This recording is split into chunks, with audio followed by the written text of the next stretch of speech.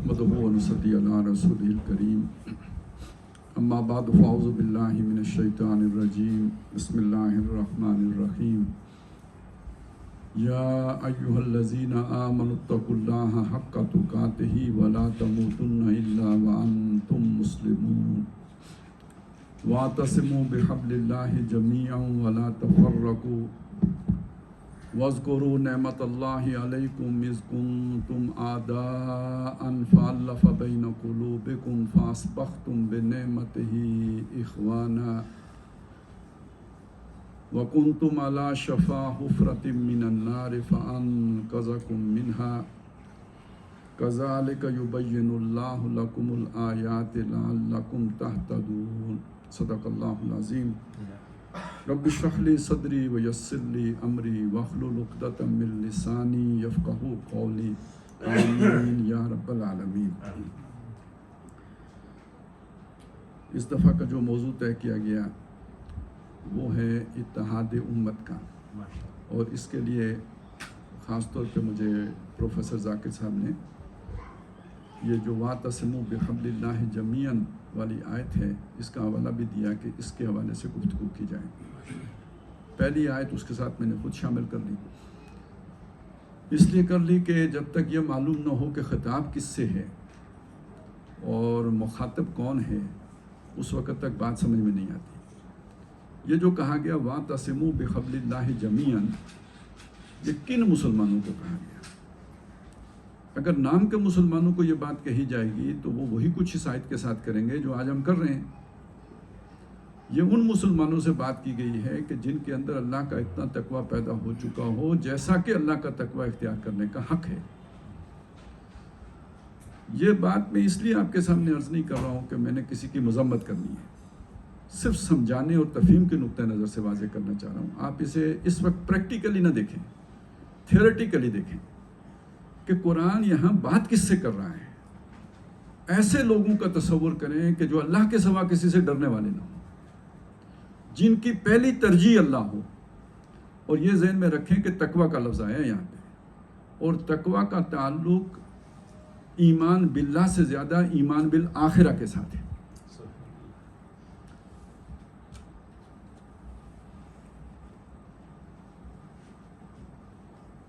अगर आप अल्लाह पर ईमान रखते हैं, अल्लाह को मानते हैं, अल्लाह का सही आपको तारुफ भी हासिल है, लेकिन अल्लाह से मुलाकात का यकीन नहीं है, तो तकवा नहीं पैदा हो सकता। देखिए, तकवा का मफहूम जो हम पेश करते हैं वो क्या है? डरना, बचना, लिहाज करना, पास करना, ये उसके बगैर मुमकिन नहीं जब तक कि उसके सामने पेशी का तसव्वुर, उसके सामने जाके खड़ा हूँ। वलिमन खाफा मकाम रब्बिही, जो डरा इस बात से, खौफ किया उसने इस बात से कि उसे अपने रब के सामने जाके खड़ा होना है। अब देखें ना, हमारा तसव्वुर है अल्लाह ताला है, आसमान पर है, जहाँ कहीं है, हमें रोक तो नहीं रहा, हम जो चाहें करते फिरते हैं।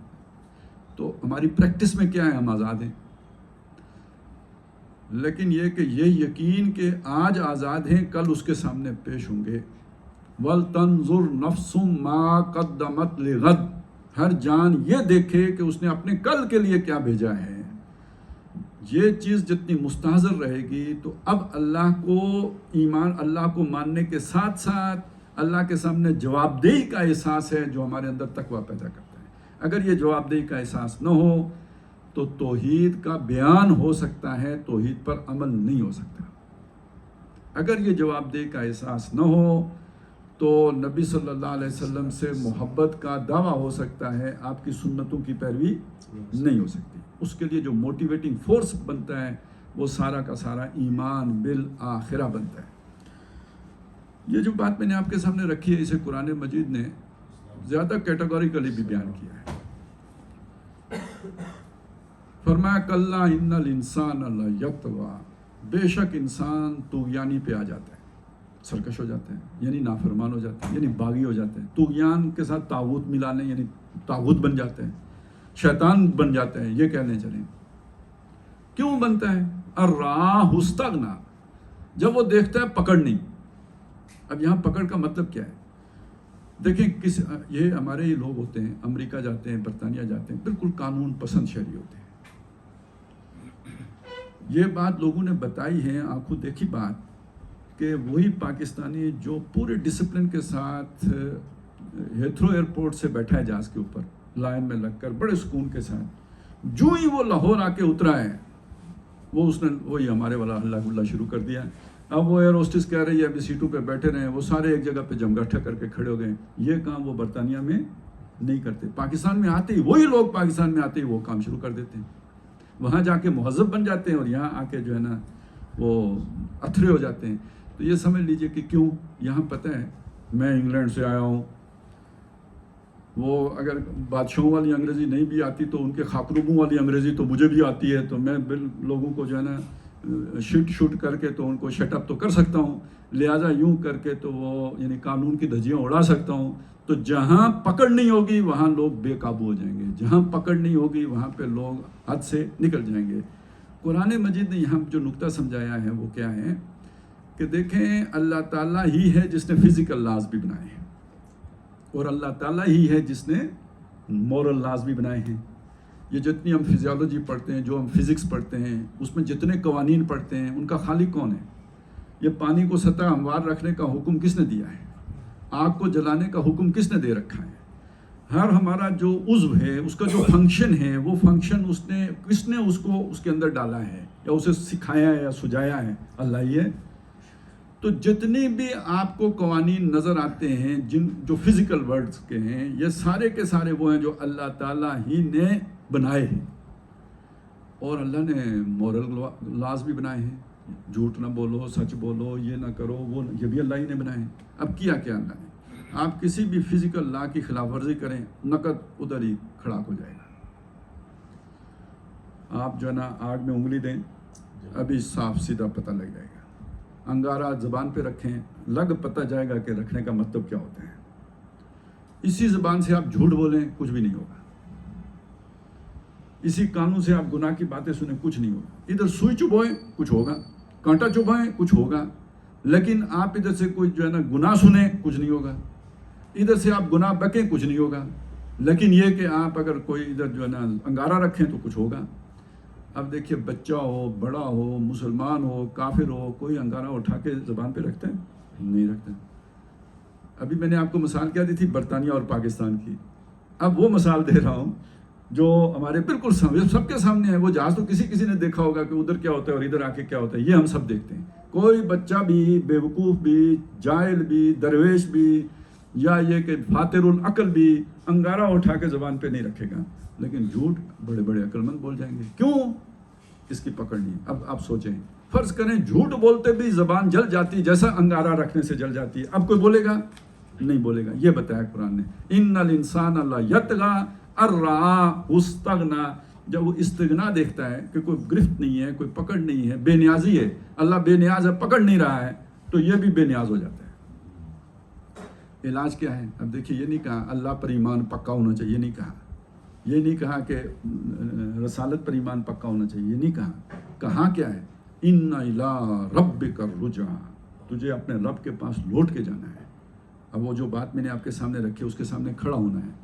آج جو جھوٹ بول رہا ہے زبان پہ چھالا نہیں پڑا، لیکن ادھر وہ زبان کھینچی جائے گی. وہ ایک زبان پورے جسم کو دوزخ میں لے کے جائے گی.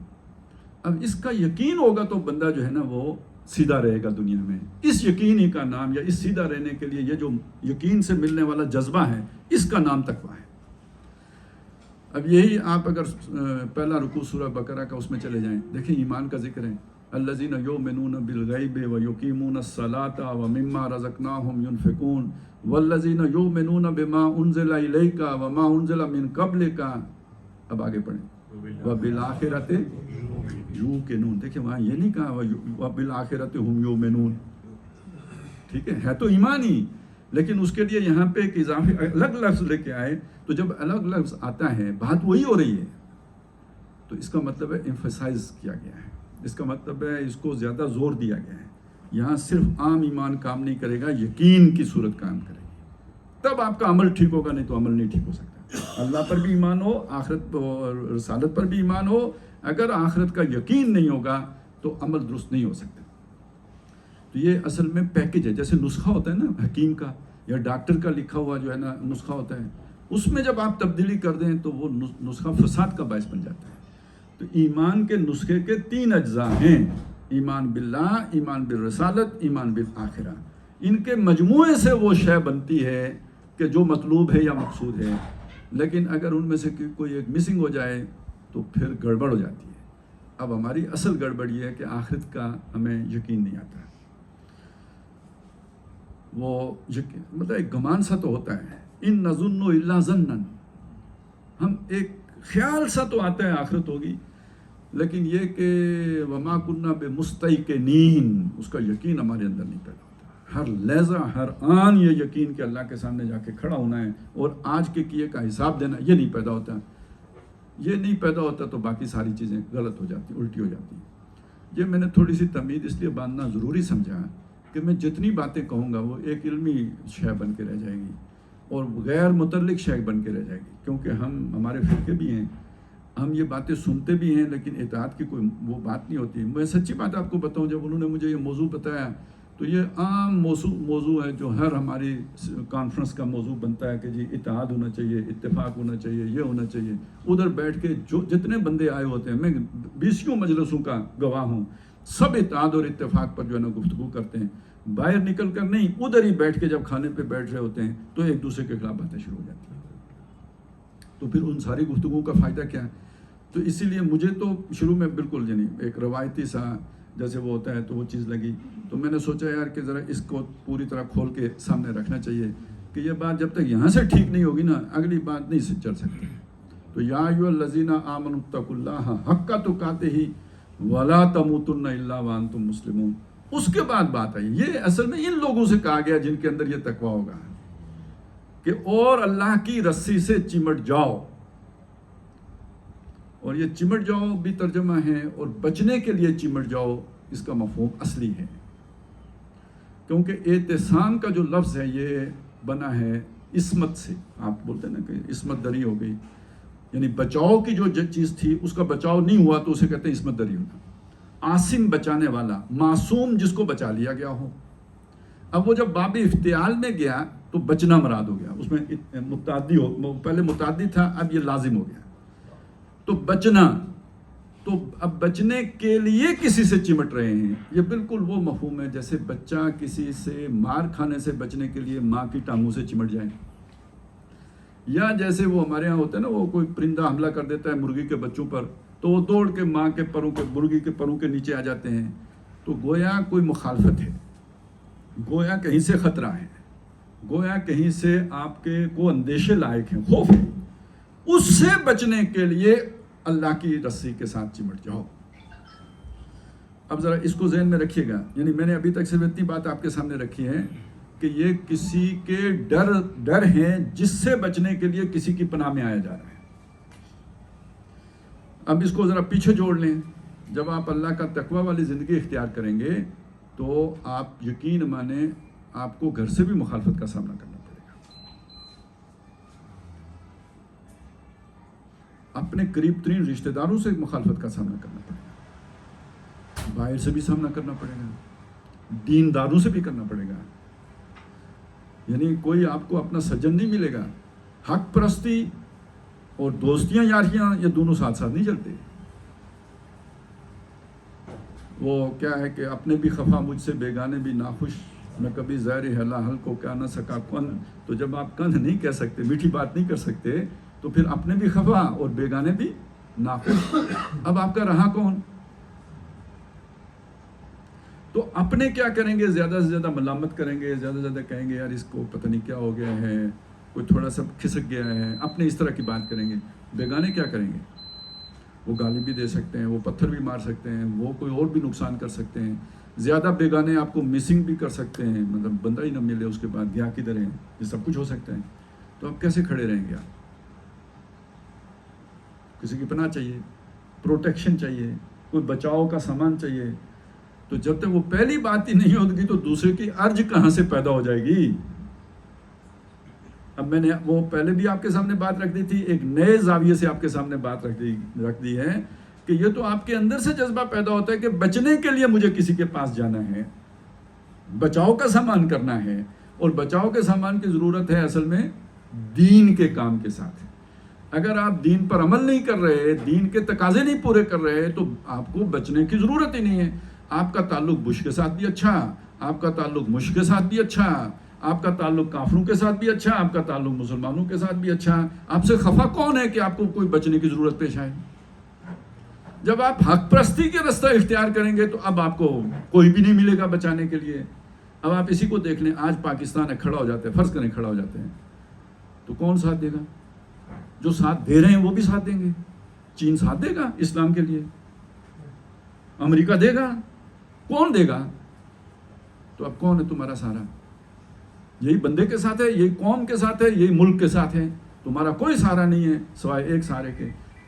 اب آپ کو یہاں پہ یہ آیت بالکل بامانی نظر آئے گی، پہلی آیت کے ساتھ جڑی ہوئی، کہ آپ کو سہارا چاہیے، آپ کو پروٹیکشن چاہیے، آپ کو مدد چاہیے، تو وَاعْتَصِمُوا بِحَبْلِ اللَّهِ، اللہ کی رسی سے چمٹ جاؤ۔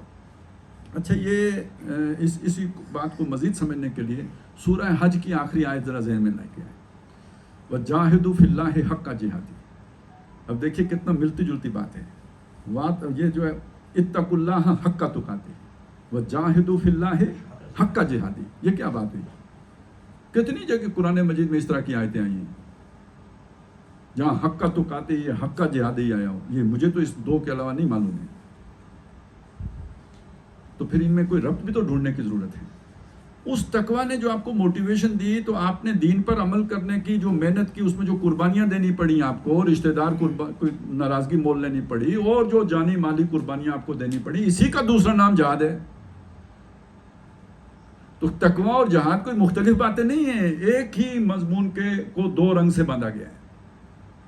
تو لہذا وجاہدوا فی اللہ حق جہادہ، وہ اجتباکم، اس نے تمہیں چن لیا ہے۔ اس کے بیچ میں اور بھی ہے، میں ذرا آگے چلتا ہوں۔ لِيَكُونَ الرَّسُولُ شَهِيدًا عَلَيْكُمْ وَتَكُونُوا شُهَدَاءَ عَلَى النَّاسِ، تاکہ رسول تم پر گواہ بن جائیں اور تم سارے لوگوں پر گواہ بن جاؤ۔ اچھا جی، رسول کا گواہ بننا کا کیا مطلب ہے؟ کہ جو اللہ کا دین رسول کے پاس آیا ہے وہ بلا کم و کاست تم تک پہنچا دیں۔ جیسے کہ خطبہ حجۃ الوداع میں حضور نے پوچھا، 23 سال پہنچانے کی محنت کرنے کے بعد، جس میں طائف میں پتھر بھی کھائے، احد میں دندان مبارک شہید بھی کروائے، پھر جب دین غالب ہو گیا، الیوم اکملت لکم دینکم واتممت علیکم نعمتی ورضیت لکم الاسلام دینا، تب پوچھا ہے اللہ حل بلغ، تو اب بتاؤ، میں نے میرے ذمہ اللہ نے تبلیغ کی ذمہ داری لگائی تھی، تو کیا میں نے وہ تبلیغ کر دی؟ یہ زبانی سے نہیں ہوتی، عملاً۔ اور ہر کمزور کے لیے بھی دین پر عمل کرنا آسان بنا دینا، اوپر کوئی ابو جہل نہ چھوڑنا کہ جو کسی کمزور کو دین پر عمل نہ کرنے دے، ظلم کا خاتمہ کر دینا، تب ہر آدمی دین پر عمل کر سکتا ہے۔ ظلم کے ہوتے ہوئے ہر آدمی کے لیے دین پر عمل کرنا ممکن نہیں ہوتا۔ بڑا ہمت والا آدمی دین پر چل سکتا ہے، کمزور آدمی نہیں چل سکتا ہے۔ یہ سارا کر کے پوچھ رہے ہیں کہ میں نے پہنچا دیا، اور سب نے پھر مانا، اِنَّا نَشْهَدُ أَنَّكَ قَدْ بَلَّغْتَ الرِّسَالَةَ وَأَدَّيْتَ الْأَمَانَةَ وَنَصَحْتَ الْأُمَّةَ وَكَشَفْتَ الْغُمَّةَ۔ اے اللہ کے رسول، ہم گواہی دیتے ہیں آپ نے پہنچانے کا حق ادا کر دیا، آپ نے امت کی خیر خواہی کا حق ادا کر دیا، آپ نے امانت کا حق ادا کر دیا، آپ نے برائی کے پردے چاک کر دیے۔ اب اللہ کو گواہ بنایا، اللہم اشہد، اللہ تو بھی گواہ رہنا۔ اور پھر فرمایا فَلْيُبَلِّغِ الشَّاهِدُ الْغَائِبُ، جو یہاں موجود ہے، جس نے گواہی دے دی ہے، اب جس نے ابھی تک گواہی نہیں دی، جس تک نہیں پہنچا، اس تک وہ پہنچائے۔ اب جب یہ پہنچانے کا کام کریں گے، تو جب حضور نے پہنچانے کا کام شروع کیا تو کیا ہوا؟ تو آپ کریں گے تو کیا ہوگا؟ ٹھیک ہے نا؟ اب تو کوئی راضی نہیں رہے گا نا، یہ ہے اصل مسئلہ۔ تو اب آپ کو سہارا چاہیے، لہذا پہلی بات وہاں پہ کیا کہیں؟ فَأَقِیمُوا الصَّلَاةَ، تو نماز قائم کرو، وَآتُوا الزَّکَاةَ، اور زکوٰۃ ادا کرو، وَاعْتَصِمُوا بِاللَّهِ، اور اللہ سے چمٹ جاؤ۔ یہ ساری مخالفتوں میں تمہارا سہارا کون بنا؟ اللہ بنا ہے۔ اور یہ نماز بھی کیا ہے؟ اللہ ہی سے ملانے کا ذریعہ ہے نا۔ یہ انائے صغیر انائے کبیر سے مخاطب ہو رہی ہوتی،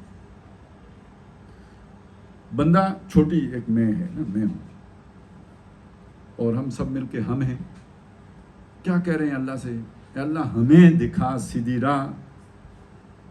تو یہ جو سارا خطاب کس سے ہو رہا ہے؟ اللہ سے ہو رہا ہے۔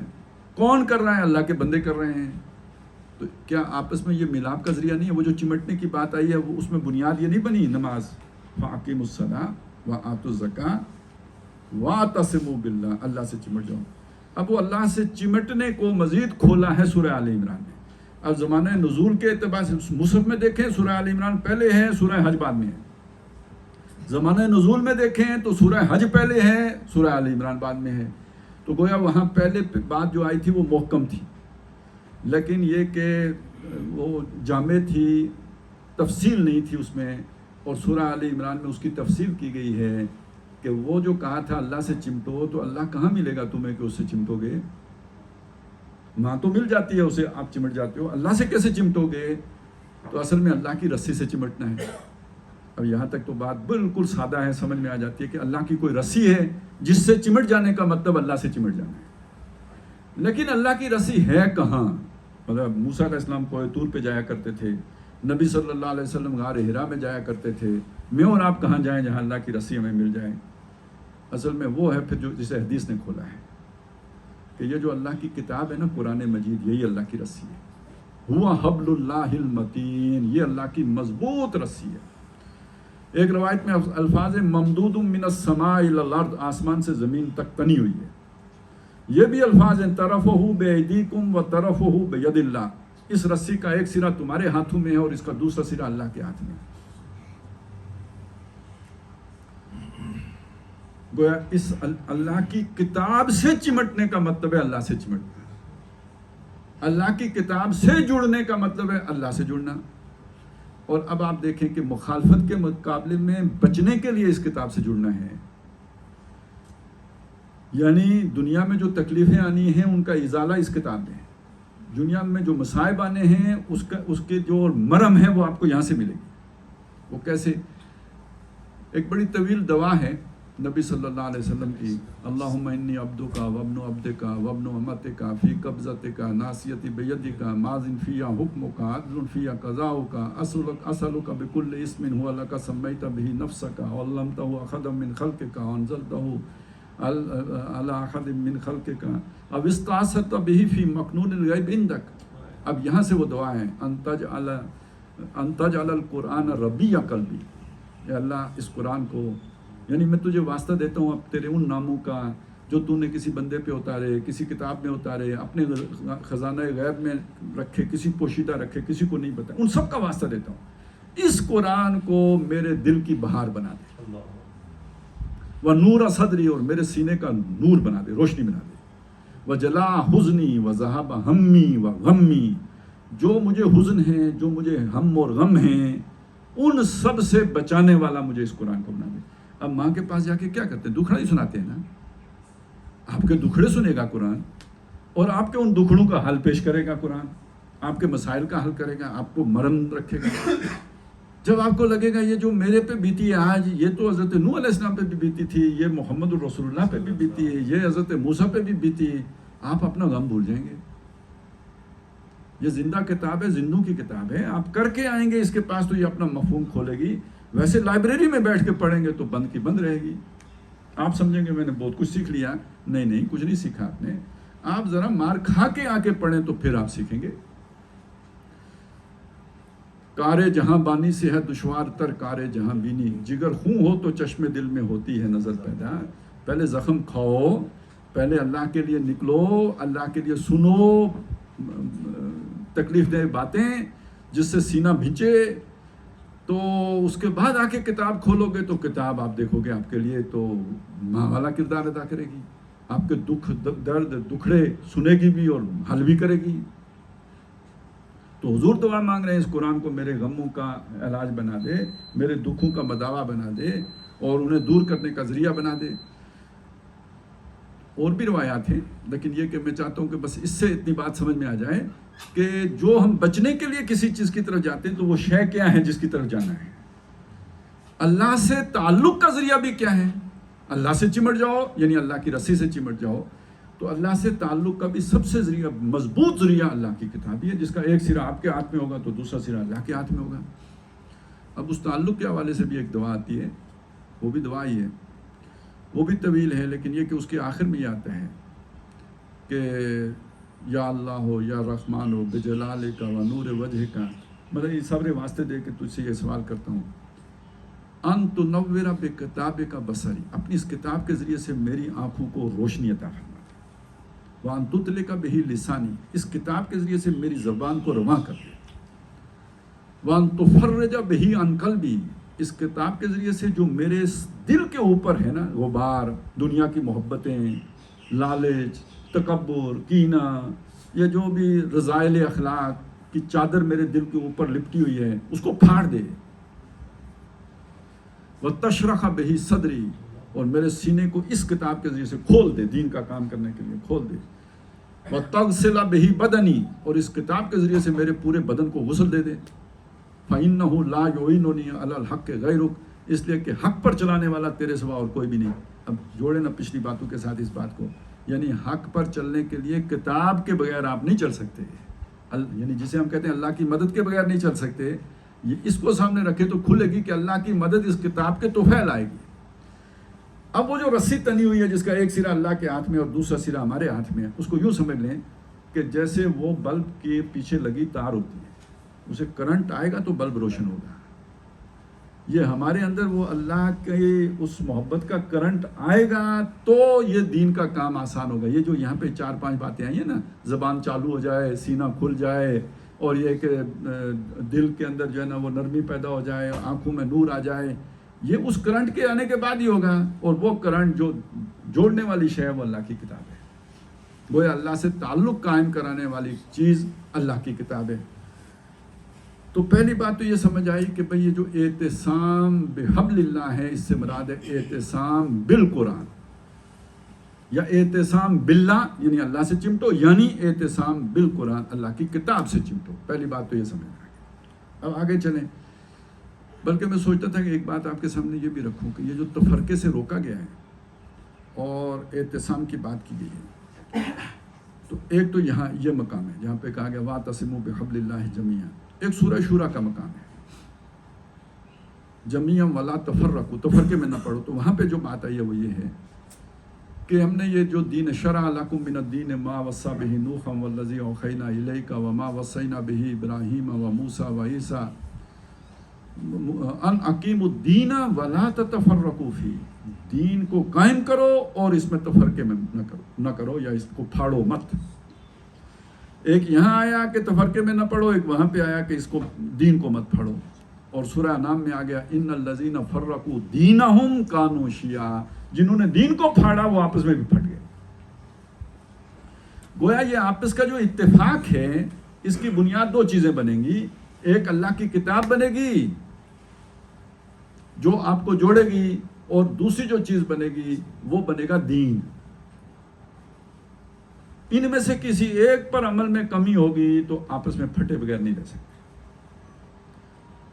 یہ بے دینی کا یا دین سے دوری کا لازمی نتیجہ ہے افتراق اور انتشار۔ میں ذرا قومی سطح پہ بات کر رہا ہوں تو تھوڑی مشکل لگ رہی ہے، لیکن ہمارے گھروں میں یہ بات کہی جاتی تھی کہ ان کے برے اعمال کے نتیجے میں گھر میں باد پہ گیا، یہ سنا ہوگا نا آپ نے؟ تو باد کسے کہتے تھے؟ ویسے مجھے تو لگتا ہے یہ بوجھ سے بنا ہوگا، آپس میں دل پھٹ گئے، دوریاں ہو گئیں، تو یہ آپس میں باد پڑ گئے، یعنی آپس میں نفرتیں ہو گئیں۔ کیوں پڑی؟ غلط اعمال کی وجہ سے پڑھی۔ کیوں پڑھی؟ غلط کاموں کی وجہ سے پڑھی۔ تو وہ اگر تقویٰ ہوتا تو نہ پڑتی۔ تو اگر ایک گھر پھٹ جاتا ہے بے دینی کی وجہ سے تو ملک کیوں نہیں پھٹے گا؟ تو 2 بنیادیں ہو گئی، اللہ کے دین پر عمل کرنا، اور نمبر 2 یہ کہ اللہ سے تعلق قائم رکھنا، نہیں تو پھٹ جائے۔ اور اللہ سے تعلق قائم رکھنے کی بنیاد کیا بنے گی؟ آخرت۔ تو وہ دین پر چلنے کی بنیاد کیا بنے گی؟ آخرت۔ تو بات ایک ہی نقطے پہ پہنچ گئی ہے، یعنی دونوں باتیں اصل میں ایک ہی ہیں، تقویٰ اور اعتصام بالقرآن، یا دینداری اور اعتصام بالقرآن ایک ہی بات ہوگی۔ اب دیکھیں ذرا ہم اپنا مشاہدہ کریں اس وقت جو ہم ہیں دنیا میں۔ ایک ہماری تقسیم ہے جس کو عام طور پہ ہم تفرقہ کہتے ہیں، میری سمجھ کے مطابق وہ تفرقہ ہے نہیں۔ ہمارے لوگ روا روی میں کہہ دیتے ہیں کہ جی یہ دیکھیں نا کتنے فرقے ہیں، یہ حنفی ہیں، یہ مالکی ہیں، یہ شافعی ہیں، یہ حنبلی ہیں، یہ فرقے نہیں ہیں۔ یہ ان کو فرقہ سمجھنا کم علمی ہے، یہ اسکول آف تھاٹ ہے، اوریجنلی اسکول آف تھاٹ ہے، اور ان کا کوئی عالم کبھی بھی ان کو فرقہ نہیں کہے گا، جو نہیں جانتے وہ فرقہ کہہ دیتے ہیں۔ اسی طرح میں آپ کو یہ بھی بتا دوں، یہ بریلوی ہیں، یہ دیوبندی ہیں، یہ اہل حدیث ہیں، یہ بھی فرقے نہیں ہیں، یہ بھی اسکول آف تھاٹ ہے۔ فرقے کون ہیں؟ معتزلہ فرقہ ہے، خوارج فرقہ ہے، مرجیہ فرقہ ہے۔ یہ جو 72 گمراہ فرقے ہیں وہ یہ ہیں۔ اور آپ اگر تلبیس ابلیس کتاب پڑھیں علامہ ابن جوزی کی، تو اس کے شروع میں انہوں نے ان فرقوں کے باقاعدہ نام لکھے ہیں، ان میں کہیں بھی حنفی عملی، حالانکہ وہ خود جو ہے نا وہ اہل حدیث ہے، تو انہوں نے کہیں حنفی عملی وغیرہ نہیں لکھے۔ انہوں نے امام غزالی کو تو خوب رگیدا ہے، لیکن یہ کہ یہ والا کچھ بھی نہیں لکھا۔ تو اسی طرح یہ جو بعد میں بریلوی دیوبندی بھی پیدا ہوئے، یہ فرقے نہیں ہیں۔ ہاں ایک صورت میں فرقہ بن سکتے ہیں، لیکن وہ فرد بنے گا جو اس طرح کا نقطہ نظر رکھے گا۔ یہ جو مکاتب فکر ہیں، ان کے کسی بندے کے اندر اگر ایسی سوچ پیدا ہو جائے کہ ہمارے فرقے کے علاوہ دوسرے سارے گمراہ ہیں، جہنمی ہیں، دوزخی ہیں، تو یہ اب فرقہ ہے، پہلے یہ فرقہ نہیں تھا، اوریجنلی فرقہ نہیں ہے، لیکن اس فرقے کے کسی آدمی کے اندر یہ والی سوچ پیدا ہو جاتی ہے کہ ہمارے سوا باقی سارے جہنمی ہیں، تو پہلی بات یہ اسے فرقہ بنا دی۔ دوسری بات جو فرقہ بناتی ہے وہ یہ کہ دین کے اندر جس بات کی گنجائش ہو وہ گنجائش نہ دینا، یہ فرقے کی بنیاد بنتی ہے۔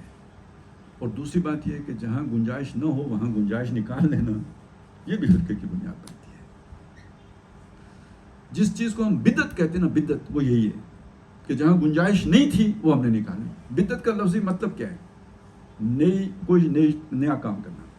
جیسے ہم کہتے ہیں بدیع السماوات والارض، اللہ آسمانوں اور زمین کا بنانے والا ہے، پہلی مرتبہ بنانے والا ہے۔ باقی جگہوں پہ ہم ترجمہ خالق السماوات والارض، فاطر السماوات، وہاں ترجمہ کرتے ہیں بنانے والا ہے۔ جب بدیع السماوات والارض کہتے ہیں پہلی مرتبہ، یعنی بغیر کسی شے کے بنانے والا ہے۔ ما کنت بدعا من الرسل، حضور صلی اللہ علیہ وسلم سے کہلایا گیا کہ آپ کہہ دیجئے کہ میں کوئی رسولوں میں نیا نویلا نہیں ہوں، پہلی مرتبہ نہیں، پہلے بھی رسول آتے رہے، میں اسی سلسلے کی کڑی ہوں۔ تو بدعت اور وہ رہبانیت نبتدعوها ما كتبناها علیہم، اور رہبانیت ایک بدعت تھی جس کو انہوں نے شروع کیا تھا، اس سے پہلے وہ نہیں تھی چیز۔ تو ایک نئی شے آپ نے ایجاد کر لی جو نہیں تھی، یہ ہے بدعت۔ اور اس کا مطلب کیا؟ دین میں نہیں تھی، یعنی دین میں گنجائش نہیں تھی، آپ نے وہ گنجائش نکالی ہے اور آپ نے اسے دین میں داخل کر دیا ہے، تو اب یہ بدعت کہلائے گی۔ بدعت کتنی بڑی بری شے ہے۔ بدعت یہ ہے کہ جس نے کوئی کل بدعت ضلالہ و کل ضلالۃ فی النار، یہ دوزخ میں لے جانے والی شے ہے۔ فرقے کون ہیں جو دوزخ میں جائیں گے؟ اب آپ کو سمجھا، اصل بدعت دوزخ میں لے کے جانے والی شے ہے۔ یہ چھوٹی چھوٹی باتیں بدعتیں نہیں ہوتی ہیں، دین میں ایک ایسی بات نکال لینا کہ جس کی کوئی گنجائش سرے سے دین کے اندر نہ ہو، وہ بدعت کہلاتی ہے۔ اب اگر اس کی روشنی میں دیکھیں تو مجھ سے اگر آپ پوچھیں تو میں آپ سے کہوں گا ایران بدعت ہے۔ میں نے ایران سے جان بوجھ کے شروع کیا، پاکستان سے شروع کرتا تو آپ پہلے خفا ہو جاتے، پھر بات بھی نہ سنتے، تو میں نے کہا ایران بدعت ہے، پاکستان بھی بدعت ہے، سعودی عرب بھی بدعت ہے،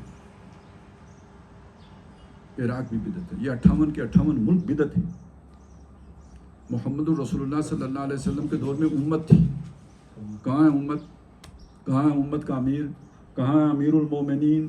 کہاں ہے ایک مسلمانوں کی خلافت؟ تو یہ اس کی جگہ پہ کیا ہے؟ یہ 58۔ مجھے بتائیں کسی شافعی نے، کسی حنبلی نے، کسی مالکی نے، کسی حنفی نے دوسروں کے مقابلے میں امریکہ سے مدد مانگی ہو؟ کسی حنفی نے کہا ہو کہ میں شافعیوں کو تباہ کر دو، امریکہ آؤ میں تمہارے ساتھ ہوں؟ سب سے پہلے حنفی۔ لیکن ایک مسلمان ملک کو تباہ کرنے کے لیے دوسرا مسلمان ملک غیروں کا حمایتی بنتا ہے یا نہیں بنتا؟ اب آپ کو سمجھ آیا فرقہ کسے کہتے ہیں؟ یہ فرقہ ہے، آپ مانیں یا نہ مانیں، لیکن یہ کہ حقیقت میں فرقہ یہ ہے جس فرقے نے امت کو پھاڑا ہے، جس فرقے نے امت کے اندر ورٹیکل ڈویژن کی ہے۔ ایک مسجد میں یہ سارے مسالک مل کے نماز پڑھ سکتے ہیں، لیکن یہ کہ جو پاکستان کا خلیفہ ہے وہ ایران کا خلیفہ نہیں ہو سکتا۔ اب میری بات آپ کو سمجھ آئی نا؟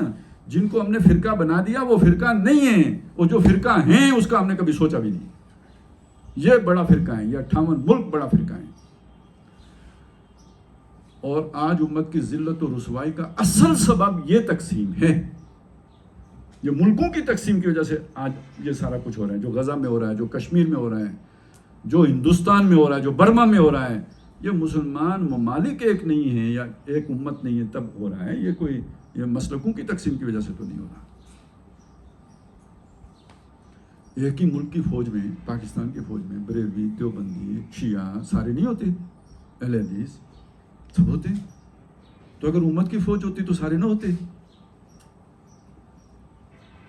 ہو سکتے تھے اپنے اپنے مسلک.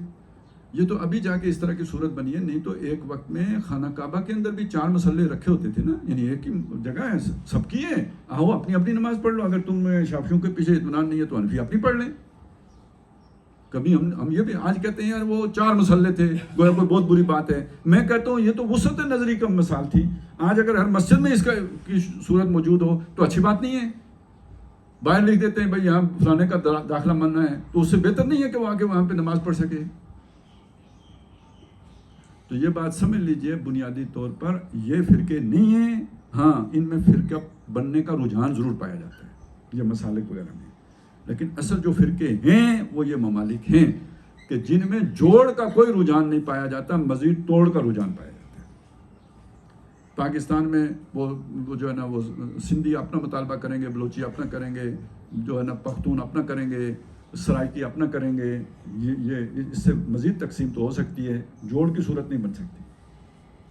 اب ذرا پھر علامہ اقبالی کو داد دینی پڑے گی کہ اس دور میں اور ہے، جام اور ہے، جم اور، ساقی نے بنا کی ہے روش لطف و ستم اور، تہذیب کے آذر نے ترشوائے صنم اور، مسلم نے بھی تعمیر کیا اپنا حرم اور، ان تازہ خداؤں میں بڑا سب سے وطن ہے، جو پیرہن اس کا ہے وہ مذہب کا. ہاں جی، اب آپ کو بدعت کی سمجھ آئی؟ یہ اصل بدعت ہے.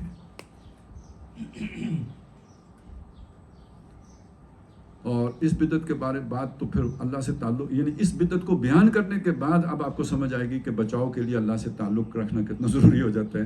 یعنی اس کے بغیر آپ کہاں جائیں گے. امت کے اندر پھوٹ یہ پڑی ہے. اب اس سے جوڑ پیدا کریں تو کس بنیاد پر پیدا کریں گے؟ نیل کے ساحل سے لے کے تابہ خاک کاشغر، ایک ہوں حرم کی مسلم حرم کی پاسبانی کے لیے، نیل کے ساحل سے لے کے تابہ خاک کاشغر. خواہش تو ہے، علامہ کی بھی تھی، ہم میرا خیال ہے سب کے سب یہ خواہش رکھتے ہیں، بلکہ یہ کہ عوام کی اکثریت یہ خواہش رکھتی ہے. لیکن جن کے مفادات توڑ میں ہیں وہ جوڑ کیسے پیدا کریں؟ آل سعود کیسے یہ گوارا کر لیں؟ ہماری جنتا کیسے یہ گوارا کر لیں؟ ایرانی جو ہے نا وہ جو حکمران کیسے یہ گوارا کر لیں؟ چھوٹے چھوٹے ملک لے کے بیٹھے ہوئے ہیں، چھوڑنے کے لیے تیار نہیں ہیں. بلکہ سچی بات تو یہ ہے کہ آج کے دور میں آپ اگر حضرت مہدی کا ذکر کریں، آئیں گے یہ وہ، تو یہ سارے حکمرانوں کو برا اس لیے لگتا ہے کہ وہ کہیں ہماری حکومتوں کا ستیہ ناش نہ ہو جائے. صرف سعودیہ والوں کو ہی نہیں برا لگتا، ان کے تمام وظیفہ خوروں کو بھی بہت برا لگتا ہے. حالانکہ حدیثیں ان کا بس نہیں چلتا کہ وہ ساری نکال کے کھرج دیں، اور کچھ نہیں ہوتا تو وہ فلانے کی تحقیق سے ثابت ہوا ہے کہ یہ ضعیف ہے، چلیں کسی طرح تو جان چھوڑاؤ اس سے، کم از کم ہمارا ابن سعود جو ہے نا وہ اس کو تحفظ مل جائے. یہ توڑ ہے، یہ بدعت ہے، اور یہ وہ ضلالت ہے جس نے امت کو اس ضلالت میں ڈالا ہوا ہے. کیوں خار کے کل تک نہ تھی پسند گستاخی فرشتہ ہماری جناب میں، تو اس کی خواری کی اصل وجہ یہ ہے. اور اس سے بچنے کا طریقہ بھی کیا شے جوڑے گی، وہ بھی اللہ تعالیٰ نے آگے بیان کر دیا. وَاذْكُرُوا نِعْمَتَ اللَّهِ عَلَيْكُمْ، اللہ کی نعمت یاد کرو جو تمہارے اوپر ہوئی. یہ ایک واقعہ ہے جس کو اللہ تعالیٰ یہاں بطور مثال پیش کر رہے ہیں. جو لوگ تفسیریں وغیرہ پڑھتے رہتے ہیں انہیں معلوم ہے کہ اس کے شان نزول میں یہ واقعہ بیان کیا جاتا ہے کہ نبی صلی اللہ علیہ وسلم کے مدینہ تشریف آوری سے پہلے یہاں پہ 2 قبیلے آباد تھے، اوس اور خزرج. ویسے تو 5 قبیلے تھے، 3 یہودیوں کے بھی تھے، لیکن یہ 2 بڑے قبیلے تھے، اور ان کی آپس میں لڑائی بھڑائی رہتی تھی جیسے قبائل میں ہو جاتا ہے. اور پھر یہ ان کا جو کچھ وہ بنا تھا نا، جو آپ اسے معاہدہ عمرانی ہی کہہ لیں، وہ بھی بڑا ان ایون قسم کا بنا تھا کہ مطلب ایک قبیلے کا اگر آدمی قتل ہوگا تو دوسرے قبیلے کے 3 مارے جائیں گے، اور اگر وہ قتل کر دے گا تو ان کا کوئی غلام مارا جائے گا. مطلب اس طرح کا ایک ان ایون میں برابر والا مسئلہ نہیں تھا. تو پھر لڑائیاں شروع ہو گئی ان کے درمیان, اور اس لڑائیوں میں ان کو خطرہ لاحق ہوا کہ ہم بالکل ہی ختم ہو جائیں گے. ہمارا جو ہے نا, ظاہر مرد مارے جا رہے ہیں تو ایک وقت آئے گا تو ہمارا نشان تک نہیں ہوگا. تو انہوں نے یہ سوچنا شروع کیا, یہ جو سوشل ایولیوشن ہوا ہے نا, اس کے پیچھے اس طرح کے حادثے ہیں. نبی صلی اللہ علیہ وسلم کے آنے سے پہلے مدینہ یہاں تک سوشل ایولیوشن میں پہنچ چکا تھا کہ کوئی سٹی سٹیٹ ٹائپ چیز بنائیں, اور ان کا اتفاق جس شخص پہ ہوا تھا وہ عبداللہ ابن ابی تھا. اس کو بادشاہ بنا دیتے ہیں تو سب اس کی بات مانیں گے. گویا ایک درجے میں اللہ تعالیٰ نے مدینے کو حضور کے آنے سے پہلے ایک حکمران کے لیے تیار کر دیا تھا, اور جس کے دل میں خواہش تھی وہ حکمران بننے کی, وہ بن نہیں سکا. اللہ تعالیٰ نے بے تاج بادشاہ بھیج دیے, وہ اس خالی جگہ کو پر کرنے کے لیے محمد رسول اللہ آ گئے. لیکن وہ جو ڈیمانڈ تھی وہاں پہ پہلے پیدا ہو گئی. اب آپ سوچیں کہ عبداللہ ابن ابی کے اندر اتنی بصیرت تھی کہ وہ اوس اور خزرج کو جوڑ لیتا ہے. یہ ایک ٹرائی تھی, بعد میں پھر فساد ہو جاتا ہے. میں یہ بات تھوڑی زیادہ اس لیے سمجھانے کی کوشش کر رہا ہوں. آج دنیا میں ایک ڈیمانڈ کریٹ ہو چکی ہے ورلڈ آرڈر کی, کیونکہ گلوبل ولیج ہے. تو گلوبل ولیج پہ اتنے چودھری تو فساد, تو ایک چودھری ہو تاکہ دنیا میں امن ہو, فساد ختم ہو. یہ ایک ڈیمانڈ ہے. لیکن یہ کہ یہ ڈیمانڈ امریکہ پوری کر سکتا ہے, وہ گورے کالے کو کیسے کیا کرے گا؟ اچھا چلیں یہ کہ وہ امریکی باقی دنیا کو کیسے کچھ سمجھتے ہیں کیا؟ کچھ نہیں سمجھتے. وہ یورپیوں کو کچھ نہیں سمجھتے, ہمیں کیا سمجھیں گے؟ امریکی یورپینز کو بھی کچھ نہیں سمجھتے. تو یہ جو تمیز آقا و بندہ ہے یہ ایک ہونے نہیں دیتی. اب ضرورت ہے ایک ہونے کی, اور تمیز آقا و بندہ ایک ہونے نہیں دیتی. تو اس چیز کو قرآن مجید پیش کرے. جیسے آج دنیا تباہی کے کنارے پہنچ چکی ہے, تھرڈ ورلڈ وار کے کنارے پہنچ چکی, اس طرح کی صورتحال مدینے میں اوس و خزرج کی پیدا ہو چکی تھی. اب اللہ کی نعمت یاد کرو. وَاذْكُرُوا نعمت اللہ علیکم اذ کنتم اعداء, جبکہ تم آپس میں دشمن تھے. فَأَلَّفَ بَيْنَ قُلُوبِكُمْ, اس نے تمہارے دلوں کو آپس میں جوڑ دیا. یہ تالیف قلب, دل جوڑ دینا. آپ کو پتہ ہے یہ جو کتاب ہے اس کو بھی تالیف کہتے ہیں. یہ میری تالیف ہے, یعنی میری کتاب ہے. کیوں کہتے ہیں؟ صفحے جڑے ہوتے ہیں نا, صفحات ہوتے ہیں مختلف, ان کو پھر جوڑا جائے, اس لیے اسے تالیف کہتے ہیں. اسی طرح دل جڑ جائیں تو یہ تالیف قلب ہے. جیسے وہ کتاب جڑی ہوئی ہے تو وہ تالیف ہے, تو جب دل جڑ جائیں تو وہ تالیف قلب ہے. الفت, اچھا بلکہ الفت ہی کیوں کہیں, الفی بھی کہتے ہیں. الفی بھی جوڑنے والی شے ہے, تو الفت محبت بھی جوڑنے والی چیز ہے, اور دلوں کے جڑ جانے کو تالیف کہتے ہیں. تو تمہارے دلوں کو جوڑ لیا. اب اس کو کچھ اور آیات کے ساتھ اگر جوڑ کے دیکھیں تو حضور صلی اللہ علیہ وسلم سے یہ بات کہی گئی کہ یہ ان کے اندر یہ محبت, یہ الفت ہم نے ڈالی ہے. وَلَوْ أَنفَقْتَ مَا فِي الْأَرْضِ جَمِيعًا, زمین کے اوپر جو کچھ بھی ہے یہ سارا آپ لگا دیتے نا, مال و اسباب. یعنی آج امریکہ اپنا سب کچھ لگا دے, لوگوں کے اوپر جوڑ نہیں پیدا کر سکتا. دولت سے جوڑ نہیں پیدا ہو سکتا. اگر آپ سب خرچ کر دیتے, آپ ان کے دلوں کو جوڑ نہیں سکتے تھے, یہ ہم نے جوڑے. اب آپ کو سمجھ آئے گی نا اطاعت کی بنیاد, اللہ سے تعلق کی جو میں نے پیچھے بنیاد رکھی تھی نا تمہید, وہ کیوں رکھی تھی؟ یہ اطاعت اللہ کی عنایات اور نعمتوں میں سے ہے. وَاذْكُرُوا نعمت اللہ علیکم اذ کنتم اعداء, یہ دشمنی اللہ کے عذابوں میں سے ہے, اور یہ دلوں کا جڑ جانا یہ اللہ کی نعمتوں میں سے ہے. اذ کنتم اعداء فالف بین قلوبکم فاصبحتم بنعمتہ اخوانا, اس کی نعمت کے طفیل تم آپس میں بھائی بھائی بن گئے. اب یہاں اس کی تفسیر تو نہیں ہے کس طرح کے بھائی بن گئے. دیکھیں بھائیوں میں بھی لڑائیاں ہو جاتی ہیں. آدم علیہ السلام کے بھائیوں میں لڑائی ہو گئی, بیٹوں میں دو بھائی جو بیٹے تھے حابیل اور قابیل. لڑائی کی بنیاد بنتی ہے, وہی زے والی چیزیں بنتی ہیں, زن زر زمین, اسی کی بنیاد پہ لڑائیاں ہوتی ہیں. اور اکثر ان کی بھائیوں کے درمیان انہی چیزوں پہ لڑائی ہوتی ہے. تو بھائیوں میں بھی لڑائی ہو جاتی ہے. لیکن یہ جو جوڑ تھا نا, اس میں لڑائی کی کوئی صورت کیا. دیکھیں ایک بات سوچیں کہ یہ جو عوام ہوتے ہیں نا, وہ بھی کھاتے پیتے ہیں. وہ کس چیز کی بنیاد پر کھاتے پیتے؟ ان کی ارجیز ہیں جو انہیں ڈرائیو کرتی ہیں. جب بھوک لگی ہو کتے کو تو وہ موٹیویشن اسے بھوک دے گی. اب اس نے ہڈی ڈھونڈنی ہے, وہ سو نہیں سکتا, وہ بیٹھ نہیں سکتا. جب تک وہ ہڈی ڈھونڈ کے اپنا پیٹ کا بندوبست نہیں کر لے گا, وہ جو ہے نا ادھر ادھر چکر کھائے گا. اسی طرح ایک مخصوص بو اس کے نتنوں سے جب ٹکرا جائے گی وہ اب لائن لگا کے اس کتیا کے پیچھے سارے کتے چل پڑیں گے, ویسے پڑے رہیں گے, انہیں کچھ بھی نہیں ہوگا. اسی طرح سمجھ لیجئے کہ یہ جو دنیا کی محبت اللہ نے ہمارے اندر جن جن چیزوں کی ڈالی ہوئی ہے وہ بالکل جیسے حیوانی جبلتیں ہوتی ہیں اسی طرح بندے کو ایکٹیویٹ کر دیتی ہے. اور ایک لیول آتا ہے جس کے بعد انسان ٹوٹلی لاشعور کے قبضے میں چلا جاتا ہے, شعور بالکل معوف ہو جاتا ہے. مثلا آپ ایک انتہائی خطرے کی کیفیت میں چلے گئے, اس انتہائی خطرے کی کیفیت میں دماغ آٹو پہ چلا جائے گا. آپ کو ہو سکتا ہے دروازے سے باہر نکل کے ہوش آئے کہ میں تو یہاں بیٹھا ہوا تھا, ادھر کیسے پہنچ گیا, تو پتہ چلا آگ لگی تھی اور باقی سارا آٹو پہ ہوا ہے, خود بخود ہوا ہے. اسے کہتے ہیں غیر شعوری طور پر کوئی عمل کرنا, لیکن وہ غیر شعوری ہوتا ہے, ہمارے شعور میں نہیں ہوتا, لیکن وہ اس کے پیچھے دماغ کا پورا فنکشن ہوتا ہے. اس نے خطرہ بوس ہوں گی, اسے محسوس ہوا کہ جان خطرے میں آ گئی, وہ چالو ہوا اس کا سارا فنکشن, اس نے آپ کو اسکیپ دیا اور نکال باہر لے گیا. ہو سکتا ہے شعور اتنی جلدی فیصلے نہ کر سکتا جتنی جلدی لاشعور نے وہ فیصلے کر کے آپ کو بچا لیا. اسی طرح کہیں آپ خون کا کوئی مسئلہ ہو گیا, دماغ کو نہیں سپلائی ہو رہی, وہ بے ہوش کر دے گا, آپ کو گرا دے گا تاکہ آپ کی وہ سپلائی بحال رہے. خیر کہنے کا مقصد یہ تھا, میں چاہتا یہ تھا بتانا, اب انسان کے سامنے موت کھڑی ہو تو کھڑا رہنا,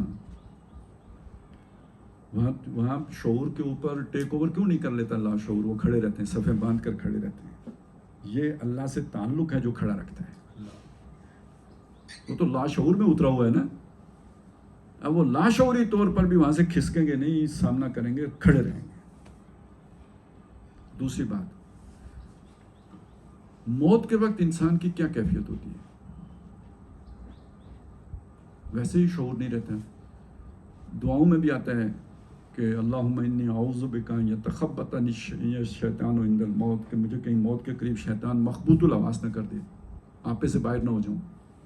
موت کی کیفیت ہی ایسی ہے. پھر ایک آدمی اندازہ لگا سکتا ہے کہ آپ کو اگر زخم لگا ہو تو کیسی پیاس لگتی ہے, اور زخم ایسا لگا ہو کہ جس سے موت واقع ہو رہی ہو تو کیسی پیاس لگی ہوگی. اس کیفیت میں بندہ چلاتا ہے پانی پانی, اور اس کے ہونٹوں کے پاس جو ہی پانی پہنچتا ہے تو اس کے کانوں میں ایک اور بھائی کی آواز آتی ہے, پانی. اس کیفیت میں دیکھیں یہ عام کیفیت نہیں ہے, موت کی کیفیت ہے اور پیاس کی شدت کی کیفیت ہے, اور ایکٹیویٹ ساری جبلتیں ہیں, لیکن اس کا شعور اب بھی کام کر رہا ہے. بھائی کی محبت لاشعور میں اتنی گہری اتری ہوئی ہے کہ وہاں پہ فیصلہ یہ ہوتا ہے کہ مجھے نہیں, پانی اس کو دے دو. جب اس کے پاس پہنچتا ہے تو ایک اور آواز آ جاتی ہے, وہ کہتا ہے مجھے بھی چھوڑو, اس کو دے دو. اس تک پہنچتے پہنچتے وہ فوت ہو چکا ہوتا ہے.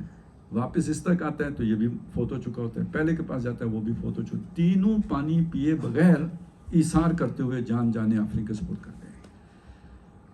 جب تک آپ کے اندر یہ بے لوسی نہ پیدا ہو, اتحاد نہیں ہو سکتا, بالکل نہیں ہو سکتا. یہ جو 58 ملک بنے ہیں یہ اسی لالچ میں بنے, کہیں اقتدار, ارج ٹو ڈومینیٹ, کہیں مال, یہ میرا تیل, کہیں سونا. یہ اس چیز نے پھاڑا ہے ان 58 ملکوں کو. اور یہ جو ہمارے مسلک نہیں جڑ پا رہے ہوتے تو اس کے پیچھے بھی پیٹ ہے. یہاں تو اب کبھی کبھی یعنی چلے میں آپ کو یہ بات بھی بتا دوں, یعنی یہ اپنے پیٹی سے کپڑا ہٹانے والی بات ہے, لیکن چلیں بات سمجھانی ہے, اس کے بغیر سمجھ میں نہیں آتی. جلسہ ہوتا ہے نا, جلسہ اتحاد کے پر جلسہ ہوتا ہے, اس پہ لڑائی اس بات پہ ہو جاتی ہے کہ پوسٹر میں میری تصویر چھوٹی کیوں تھی, اور اوپر کس کی تھی اور نیچے کس کی تھی, اور حاشیے میں کس کی تھی اور سینٹر میں کس کی تھی. مطلب اس پہ یہ بھگتاتے ہوئے بندہ کہتا ہے یار یہ اتحاد والے پروگرام کو رہنے دو.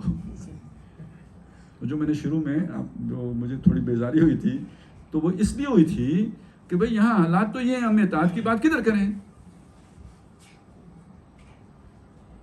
تو جب تک انسان کے اندر یہ بے لوسی نہ پیدا ہو جائے, ہر شے قربان کرنے کے لیے نہ تیار ہو جائے, اس وقت تک باہمی محبت نہیں پیدا ہو سکتی.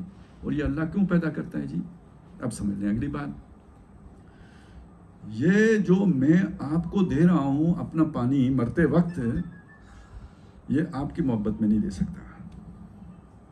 دیکھیں یہ ریزنیبل بات نہیں ہے کہ مجھے اپنی ذات سے زیادہ محبت آپ سے ہوگی، یہ ذرا تھوڑی سی نبی صلی اللہ علیہ وسلم کی بات تو ہو سکتی ہے، اس کے علاوہ اپنی ذات سے زیادہ محبت کسی اور کے ساتھ ہو جائے، یہ ذرا تھوڑا بڑا سارا دعویٰ ہے. شاعر لوگ کر سکتے ہیں، کوئی معقول آدمی یہ دعویٰ نہیں کر سکتا. تو پھر میں آپ کو پانی کیوں پلاؤں گا؟ صرف ایک شخصیت کی محبت میں یہ ہو سکتا ہے، اور وہ اللہ کی محبت ہے. اللہ کی رضا کے لیے، اللہ کی خوشنودی کے لیے میں کر سکتا ہوں، آپ کے لیے نہیں کر سکتا. میں آپ کو سچی بات بتاؤں، کوئی آدمی ماں باپ کی خدمت بھی نہیں کر سکتا جب تک کہ اللہ کی رضا اس کے پیش نظر. اتنا مشکل کام ہے، نہیں ہو سکتی. کہنے کو وہ کسی کو آسان لگتا ہو، کر کے دیکھیے گا بہت مشکل ہے. اگر تو وہ زبان بند رکھیں تو پھر آسان ہے، لیکن وہ تو چارپائی کے اوپر بھی باپ ہوتے ہیں، انہوں نے تو اپنے وہ سارا جو ہے نا وہ انداز رکھنا ہے. اور بندہ بیزار، یہ جو کہا گیا نا اف اللہم، ان کو اف بھی نہ کہو تو کیوں کہا گیا؟ بندہ بیزار ہو جاتا ہے نا. تو کیا شے اسے برقرار رکھے گی، استقامت دے گی؟ صرف اللہ کی رضا ہے. اور اگر تھوڑا سا اللہ نے شعور دیا ہونا تو اولاد کے حقوق بھی بندہ، محبت اتنی نہیں ہو سکتی اولاد سے بھی کہ اپنا آپ ان کے اوپر نچھاور کر دیا جائے. اب دیکھیں نا ویسٹ میں کیا ہے، ماں باپ کو اولاد کی پرواہ نہیں ہے، نہیں چاہتے اولاد ہو، کیونکہ ان کی عیاشی میں مزاحم ہوتے ہیں، رکاوٹ بنتے ہیں. جو کوالٹی لائف وہ بسر کرنا چاہتے ہیں وہ پیسے اولاد پہ خرچ کر دیتے ہیں. کیوں کریں؟ انہوں نے کل ہمارے کس کام آنا ہے؟ اور آپ سوچیں تو کیا کام آتی ہے اولاد؟ یہ دھوکہ ہے کہ اولاد کام آتی ہے. جو آپ جوانی میں انجوائے کر سکتے ہیں وہ جوانی آپ کو اولاد نہیں لوٹا سکتی. ڈسپشن ہے. اگر بندے کو صحیح سوچ آ جائے تو بالکل ڈسپشن اسے لگے گی. یہ تو بس وہی جبلتوں کا دھوکہ ہے جس میں پڑھ کے بندہ ایک رولنگ سٹون کی مانند یہ کرتا چلا جاتا ہے. لیکن اگر آپ سوچیں تو آپ کو لگے گا کہ یہ فضول کام ہے، یہ شادی اور یہ اولادیں اور یہ سارا، صرف ایک چیز ہے وہاں بھی، اللہ کا حکم ہے. اللہ یوں فرماتا ہے یہ کریں.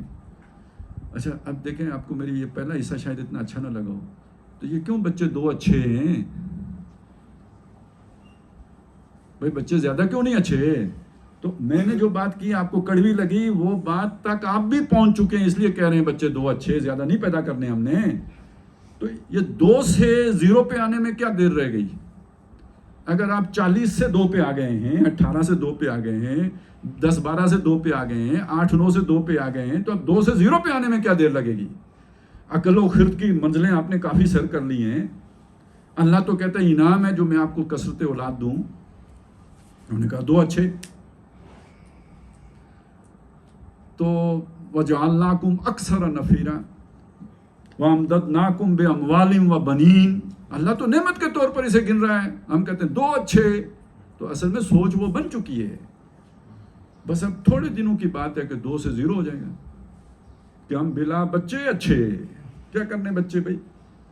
تو اس لیے جو اصل بات ہے وہ سمجھیں کہ کوئی دنیا میں پن کا کام، نیکی کا کام، خیر کا کام، بھلائی کا کام، ایثار کا کام، بچے پالنے کا کام، بیویاں رکھنے کا کام آپ نہیں کر سکتے جب تک کہ اللہ کی رضا کی خاطر نہ کریں. تو قومیں جوڑنے کا کام اللہ کی رضا کے بغیر کیسے ہو سکتا ہے؟ جماعتوں کے درمیان اتحاد و اتفاق کیسے ہو سکتا ہے جب تک کہ ہم اپنی چودراہٹ اللہ کی خاطر قربان کرنے کے لیے تیار نہ ہو جائیں؟ تو یہ جو ہے نا اس چیز یعنی وَاذْكُرُوا نِعْمَتَ اللَّهِ عَلَيْكُمْ إِذْ كُنْتُمْ أَعْدَاءً فَأَلَّفَ بَيْنَ قُلُوبِكُمْ فَأَصْبَحْتُمْ بِنِعْمَتِهِ إِخْوَانًا وَكُنْتُمْ عَلَى شَفَا حُفْرَةٍ مِّنَ النَّارِ. تم آگ کے گڑھے کے کنلبو تک پہنچ چکے تھے. آپ اسے یوں کہہ لیں، آگ کا یعنی تباہی کا گڑھا سمجھ لیں، جیسے آج مسلمان پہنچ چکے ہیں. اور ہر مسلمان ملک اپنی اپنی جگہ پہ بھی پہنچ چکا ہوا ہے. دیکھیں نا عراق کا کیا اشر ہو گیا، لیبیا کا کیا اشر ہو گیا. ہم کوئی خیریت سے ہیں؟ یعنی پچھلے 20-25 سالوں میں 2-3 لاکھ لوگ تو ہمارے بھی اس آپس کی اس میں. اب آگے کیا ہو رہا ہے ہمیں اندازہ ہی نہیں ہے، کیا ہونے والا ہے نہیں پتہ ہے. اللہ بچا لے، میں کچھ نہیں کہہ سکتا، لیکن مجھے یہ پتہ ہے کہ پچھلے 5 سال سے 2019 سے ایسے لوگ موجود ہیں جو سیانے ذرا اوپر والے اس میں رہتے ہیں. تو ان کے پاس سے ایسی خبریں چھن کے آتی ہیں کہ وہ اپنے عزیز و اقارب سے کہتے ہیں نکلو نکلو، یہاں کوئی بہت برا ہونے والا ہے. اور 2022 سے تو دھڑا دھڑ یہ جو نکلنے والا پروگرام آپ سن رہے ہیں، اس کے پیچھے یہی سوچ ہے کہ یہاں کوئی تباہی آنے والی ہے. ان کو پتہ ہوتا ہے نا، ظاہر ہے وہ انر سرکل کے لوگ ہیں، وہاں جو سازشیں پک رہی ہوتی ہیں سارا ان کے علم میں ہوتا ہے. ہمیں تو جب چلتی ہے ہوا تو پتہ لگتا ہے کہ کدھر کی ہے، اس سے پہلے تو ہمیں اندازہ ہی نہیں ہوتا ہے، لیکن ان کو تو پتہ ہوتا ہے. تو یہ ہے جی تباہی کے گڑھے کے کنارے پہنچنا. اور ہم جب یہ ملک تقسیم ہوتے ہیں تو دیکھیں 1947 کی تقسیم یاد ہے، اور یہ مت سمجھیں کہ اس وقت اسلام کو کوئی دیکھتا ہے. 47 تو دور کی بات ہے، 71 نزدیک ہے نا. جو ہماری فوجیں گئی تھیں انہوں نے بنگالیوں کو مارا یا نہیں مارا، اور بنگالیوں نے بہاریوں کو مارا یا نہیں مارا. یہ سارے مسلمان تھے یا نہیں تھے؟ ان میں سے کوئی بھی اسرائیلی نہیں تھا، ان میں سے کوئی بھی امریکی نہیں تھا، نہ مارنے والا نہ مرنے والا. یہ سب مسلمانوں نے آپس میں کیا. یہ نیشنلزم، یہ قومیت پرستی، یہ نسل پرستی، یہ اتنا بڑا افریت ہے کہ یہ پھر مسلمانی نہیں دیکھتا. ایک میجر جنرل ریٹائرڈ ہوئے ہیں بعد میں، اس وقت شاید وہ نہیں تھے میجر جنرل، کچھ کام ہی ہوں گے، ایم ایچ انصاری صاحب. یہ پہلے مولانا نورانی صاحب کے ساتھ ہوتے تھے، بعد میں یہ جماعت اسلامی کچھ عرصہ تنظیم اسلامی میں بھی رہے ہیں. M H Ansari major general retired, یہ بنگال میں موجود تھے، وہ جو قیدی بھی ہوئے تھے اور ہندوستان کی قید میں بھی رہے تھے. تو وہ یہ بتاتے تھے کہ پہلے باجماعت نماز پڑھتے تھے، نماز پڑھنے کے بعد جو قیدی باندھے ہوئے ہوتے تھے ان کو گولیاں مارتے تھے. یعنی مکتی بہانی بھی جب ان کا داؤ لگے، اور بھی جو اس طرح کی جو تنظیمیں تھیں جو وہاں پہ کام کر رہے ہیں وہ بھی یہ کام کرتے تھے. نماز پڑھنا اپنی جگہ پہ اور مسلمانوں کو چھیل دینا ایک علیحدہ مسئلہ تھا، وہ اپنی جگہ پہ چلتا تھا. تو اگر جب تقسیم ہوتی ہے، کوئی ملک علیحدہ بنتا ہے، تو پھر یہ سارے ان مسائل سے گزرنا پڑتا ہے.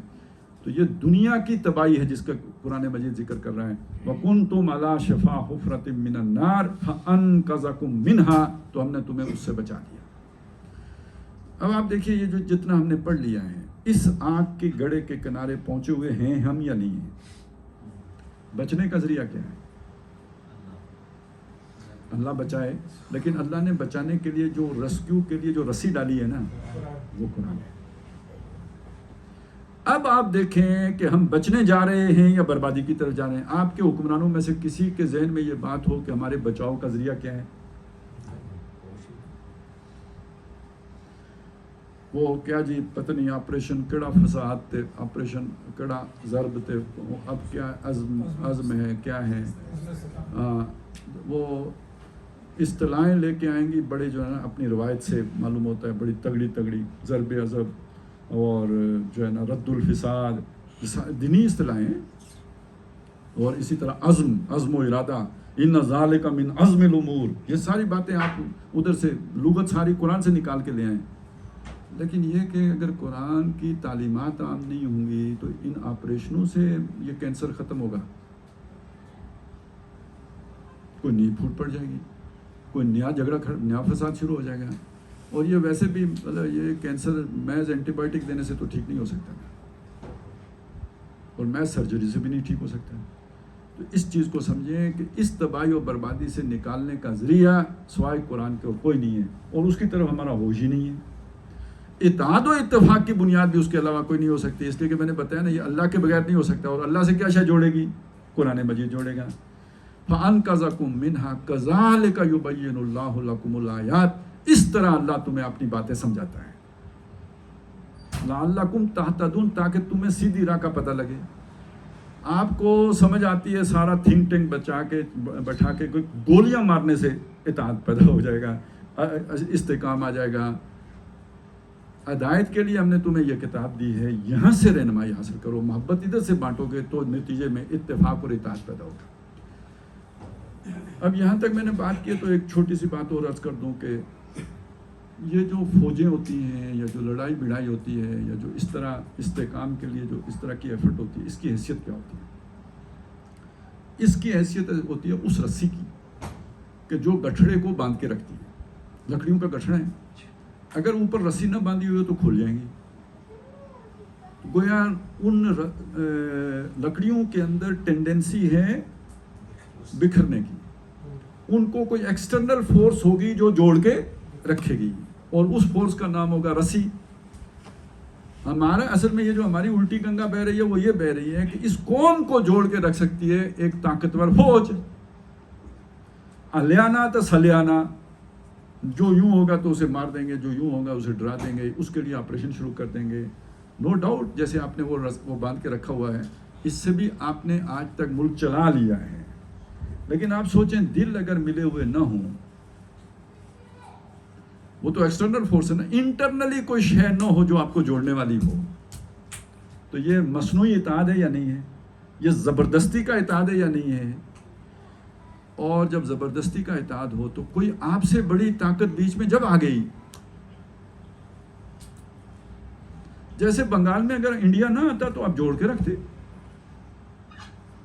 انڈیا آ گیا تو آپ کے بس سے باہر ہو گیا. ابھی بھی آپ نے جوڑ کے رکھا ہوا ہے اور آپ رکھ لیں گے، آپ کا پوٹینشیل ہے. ویسے بھی آپ کو زمین چاہیے، بندے مر گئے تو کیا فرق پڑے گا، اور آپ کی یہ پوٹینسی ہے کہ آپ ایسا کر سکیں. لیکن کوئی آپ سے بڑا بدماش بیچ میں آ گیا تو کیا کریں گے؟ لوگ تو خود جڑ کے رہنے کے لیے نہیں تیار، وہ تو ٹوٹنے کی طرف جا رہے ہیں. کسی لکڑ آرے نے آ کے وہ رسائی توڑ دیا، اب لکڑیوں کو کیسے جمع رکھیں؟ اب تو آپ کے کندھے سے وہ بکھر جائیں گے، لاکھ کوشش کے باوجود اب آپ انہیں نہیں. لیکن اگر دل جڑے ہوئے ہوں، اب کوئی دنیا کی بڑی سے بڑی طاقت اسے علیحدہ نہیں کر سکتی. تو حقیقی آپریشن جس کی ضرورت ہے وہ کیا ہے؟ کہ ہم اس قوم کو قرآن مجید کا انجیکشن دیں. اتحاد اس کے بغیر نہیں ہو سکتا. قرآن مجید کی تعلیمات کو عام کریں. کون سی تعلیمات کو؟ ابھی شاید آپ میں بھی کچھ لوگ ہوں، حج کر کے آئے ہوں، وہاں پہ آپ جائیں تو اکثر توحید والی آیات بہت بیان ہوتی ہے. ایک حج کے موقع ہوتا ہے تو حج سے ملتی جلتی جو آیات ہیں جن میں حج کے ذکر ہو، وہ والی آیات پڑھی جاتی ہیں نمازوں میں، بہت اچھی آواز میں پڑھی جاتی ہیں، طویل قرات ہوتی ہے، اس میں کوئی شک نہیں. لیکن آپ کو جہاد و قتال کی آیت نہیں ملے گی، نہیں سننے کو نہیں ملے گی 40 دن، نہ مکے میں نہ مدینے میں. تو قرآن میں سے آپ کو کیا چاہیے؟ تو اگر تو آپ یہ چاہتے ہیں کہ اس میں سے صرف وہ جو اس طرح کی چیزیں ہیں میٹھی میٹھی وہ نکال کے لوگوں کو پڑھائی جائیں، بچوں کو پڑھائی جائیں، تو اس سے اتحاد و اتفاق ہو جائے گا. نہیں، ایک آپ کا نیشنل ایجنڈا ہو، دنیا میں بھی کوئی مقصد حیات ہو، آپ کے سامنے کوئی گول ہو، کوئی ہدف ہو جو اچیو کرنا چاہتے ہو. وہ کیا ہے؟ وہ وہی ہے رسول آپ پر گواہ ہو جائیں، آپ لوگوں پر گواہ بن جائیں. اور لوگوں پر گواہ کس کے بنے؟ دین لوگوں تک پہنچانے کا جو ہے نا آپ کا مشن بن جائے. عیسائی مشنری ہوتے ہیں یا نہیں ہوتے؟ ایک ملک مشنری کیوں نہیں ہو سکتا؟ جب آپ یہ مشن اختیار کر لیتے ہیں، وہ مقصد کی ہمانگی آپ کو جوڑ دیتی ہے، ایک کر دیتی ہے. اس کی بھی ایک مثال میں آپ کے سامنے رکھوں. آپ نے شاید اس تجربے سے گزرے ہوں، نہیں تو زندگی میں انشاءاللہ ضرور گزریں گے. جو نوجوان ہیں وہ آگے گزریں گے، جو ذرا بزرگ ہیں وہ گزرے ہوں گے. ایک نئی سوسائٹی بنتی ہے، محلہ کوئی وجود میں آتا ہے، وہاں مسجد نہیں ہوتی. اس محلے میں بریلوی بھی ہوتے ہیں، دیوبندی بھی ہوتے ہیں، اہل حدیث بھی ہوتے ہیں. ان سب کو مسئلہ ہوتا ہے نماز پڑھنے کا. تو سب سے پہلے وہ طے کرتے ہیں کہ جی ہم نماز کے لیے جگہ بناتے ہیں، اور اس مشورے میں سارے شامل ہوتے ہیں. اس کے بعد چندہ کرنے میں بھی سارے شامل ہوتے ہیں، چندہ ڈھونڈ کے لانے میں بھی سارے شامل ہوتے ہیں، مشورہ دینے میں بھی سارے شامل ہوتے ہیں. جب وہ مسجد تیار ہو جاتی ہے اور امام صاحب کے تقرر کا وقت آتا ہے، اب یہاں سے اختلاف رائے شروع ہوتا ہے. اس سے پہلے ستہ خیرہ چاہیے. اور بالفرض اگر کسی نے مان بھی لیا تو 6 مہینے میں 3 مہینے میں پھر ایک مسلک کو خیال آئے گا کہ یار ہم اپنی بنا دیتے ہیں، تو اب دوسری مسجد کی وہ صورت پیدا ہوگی. لیکن میں یہ سمجھا رہا تھا کہ اگر جب آپ کے سامنے ایک ہدف ہوگا، اس ہدف تک آپ کے اندر اچیو کرنے تک آپ کے اندر اتحاد اور اتفاق رہے گا. اس کی جگہ میں قومیں کیا کرتی ہیں؟ اپنی قوم کے اندر کسی دوسری قوم کا خوف پیدا کر کے رکھتی ہیں. اب دیکھیں امریکہ کہاں بیٹھا ہوا ہے، افغانستان کہاں ہے. آپ امریکہ کو دیکھیں اور افغانستان کو دیکھیں اور اس کی طاقت کو دیکھیں. انہوں نے وہاں کتنی ہائپ کریٹ کی، مطلب ہمیں ڈر ہے، ہمیں خطرہ ہے، ہم یہ دیکھیں نا ٹوین ٹاور گر گئے تو یہ ہمارا بہت نقصان ہو گیا اور یہ ہمارا ملک ہی تباہ کر دیں گے. یہ کیوں کیا جاتا ہے؟ قوم کو متحد کرنے کے لیے یہ ضروری ہے. خوف پیدا کر کے رکھو تاکہ قوم متحد ہے. تو ہم نے ایک طرف ڈنڈا رکھا، دوسری طرف ہمیشہ انڈیا کا خوف دلا کے رکھنا ہے. بھی جینین ہے، جو کہتے ہیں نہیں ہے وہ غلط کہتے ہیں. جو یہ کہتے ہیں نا یہ خام خواہ جو پروپیگنڈا ہے، یہ بات نہیں ہے. انڈیا ہمارا دشمن ہے اور انڈیا اگر ہماری فوج نہ ہو تو ہمیں جو ہے نا وہ کچا چبا جائے گا، جیسے کہ وہ وہاں پہ مسلمانوں کے ساتھ کر رہا ہے.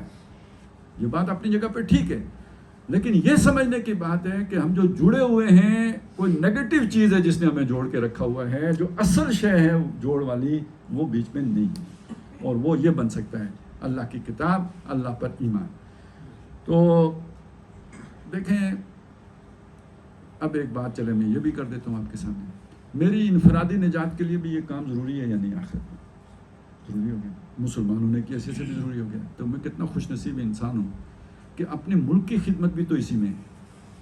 اگر میں یہ کام کرتا ہوں تو ملک کو بھی حقیقی استحکام دینے کا باعث بن رہا ہوں، اصلی جینین استحکام. یہ عزم استحکام والا نہیں ہے، حقیقی استحکام. تو اچھا پھر اگلی بات یہ کہ ہم امت مسلمہ کے فرد بھی ہیں. تو امت میں جوڑ بھی کیسے پیدا ہوگا؟ جب ایسے مسلمان ممالک وجود میں آئیں گے کہ جن کے ہاں اللہ کے دین کو سربلندی حاصل ہوگی تو وہ امت کے اندر جوڑ پیدا کرنے کی سوچ پیدا کریں گے. نیشنلزم کی بنیاد پر بنے ہوئے ملک کے اندر امت کو جوڑنے کی سوچ پیدا ہو جائے، سوال ہی نہیں پیدا ہوتا. تو اگر آپ اپنی فلاح و بہبود کی بات کریں، اپنے ملک کی کامیابی کی بات کریں یا امت کی کامیابی کی بات کریں، نسخہ ایک ہی ہے. اب پھر یہ کہ آگے ہماری اپنی مرضی ہے کہ ہم اس نسخے کی طرف جاتے ہیں یا وہ کوئی جو شارٹ کٹ ہوتے ہیں جن میں ذرا ہلا گلا ہوتا ہے ان چیزوں کی طرف جاتے ہیں. اللہ تعالیٰ مجھے بھی ان باتوں پر جو میں نے کہی ہیں ان پر عمل کرنے کی توفیق عطا فرمائے، باتوں کو سوچنے اور غور کرنے کی توفیق عطا فرمائے. اقول قولی ھذا واستغفر اللہ لی ولکم ولسائر المسلمین والمسلمات.